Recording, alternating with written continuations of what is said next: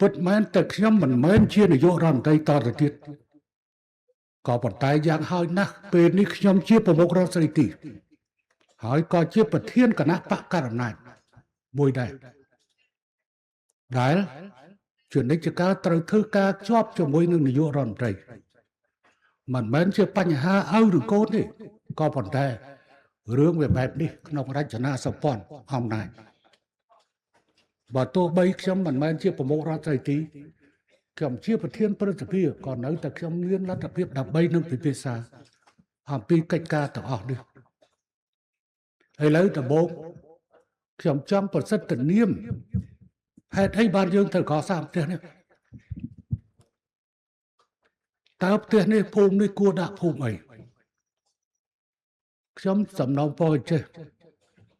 យើងមិនមែនធ្វើភូមិនេះហើយយើងបោះបង់ចោលការទាមទារដីរបស់យើងទេភូមិនេះខ្ញុំសូមស្នើដាក់ថាជាភូមិរងចាំ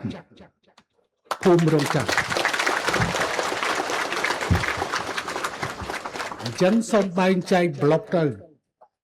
ភូមិរងចាំទី1ភូមិរងចាំទី2ភូមិរងចាំទី3ភូមិរងចាំទី4ព្រោះភូមិវាធំ